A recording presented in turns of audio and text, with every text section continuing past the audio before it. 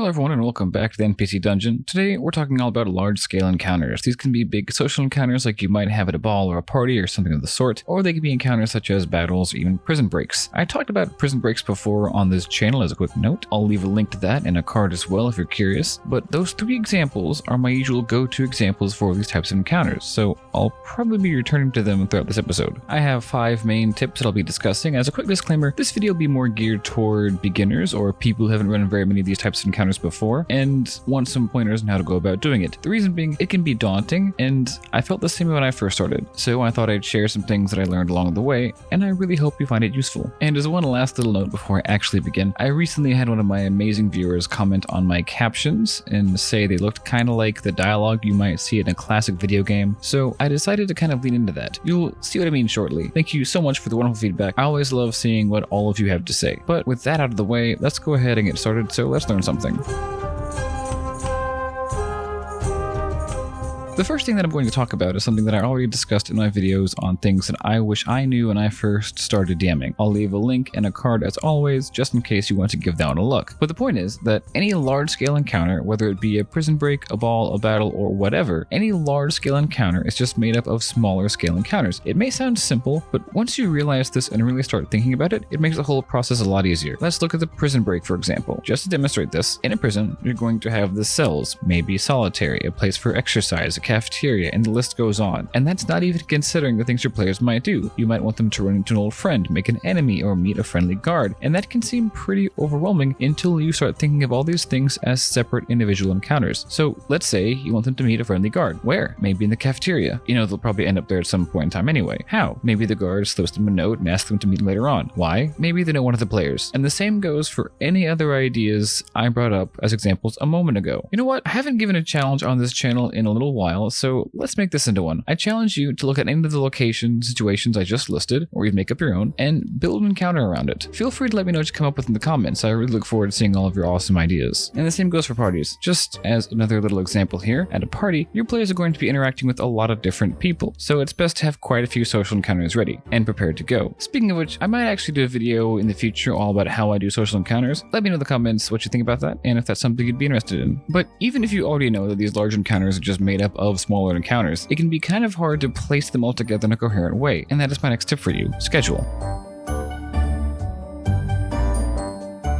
Now, when I say schedule, I don't mean that you need to have every single thing placed out to happen in a very specific way, as it will never happen that way. What I'm saying is, you need to have a very basic order of events that you can use to then organize your encounters. Let's say you have your players go to a ball. That one's easy. The very beginning might be comprised of entrances and announcements. You might then have a very brief period where people can just freely wander and discuss. You might then maybe have a dance and simply end it off. You can even add other sections as you see fit, depending on the party. There might be a banquet or a performance of some kind. Maybe a parade is passing through. You know what? Let's make this another challenge. Why not? This second challenge is to think about a ball or a party you might put your players through, and then assign some kind of schedule to it. Be creative. Have fun. And again, feel free to let me know what you come up with in the comments. I'm really looking forward to seeing all of your ideas. You can even include key events. You might want the party to get attacked at some point in time, like after the dancing, or a certain NPC to be in a certain place, like backstage sabotaging the equipment at a certain point in time, like during the banquet. And you can do the same thing with prisons. In fact, the schedule with prisons, or really any kind of place your players might find themselves enclosed in, is probably going to be a lot more regimented. Reason being, their actions are a lot more restricted here, so it may seem like there are less things to do, but obviously your players still need things to do. So what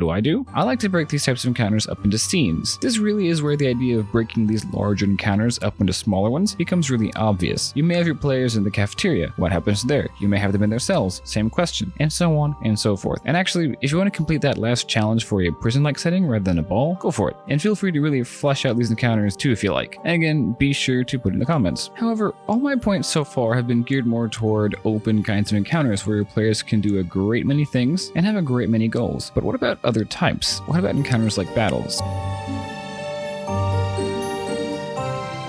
This point won't be very long because encounters like these are a lot easier than they may look at first glance. You can actually shrink it down quite a bit if you give your players a simple goal or a task to complete in the midst of this chaotic battle. Maybe they have to sneak around and attack a really important figure or steal something, but not all encounters like this will be like that, so I'm going to move right along to the next point and the rest of the video.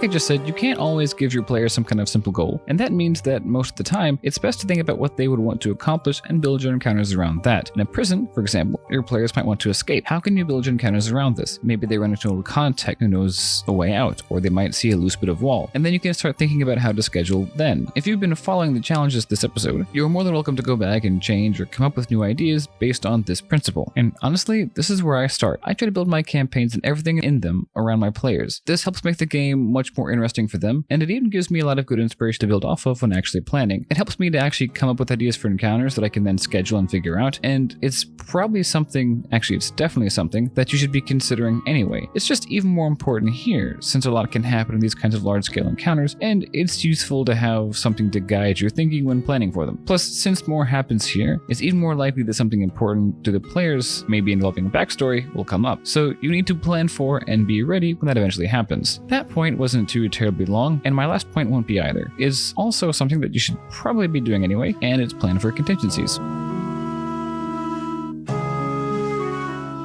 By this, I mean think of all the possible ways that you can think of that a given encounter might go. This is one of the reasons why thinking about these larger encounters as just being made up of smaller ones is so useful. If you try to think of every single possible pathway that one of these big encounters might go, you'd be working on it for months. But if you step back and think about the individual encounters, the whole process suddenly becomes much easier. However, since these situations by definition have a lot of little encounters strung together, the ways they will turn out will probably influence each other. That being said, these kinds of things will never ever work out how you envision them. This is true for any encounter really, but the way these end will often be so different from what you might have thought of to begin with, and that's why. This is why it is so important to plan for these. And when you do, keep in mind that every possibility that you come up with for a given encounter probably won't happen. It sounds counterproductive and weird, but let me explain. The things that you come up with are not there to be directly used. At least for me, these plans serve as a kind of toolbox that I can pull from when things change. You can take what you have made and then repurpose it to suit the given situation. And feel free to look back at what you've been coming up with for the challenges this video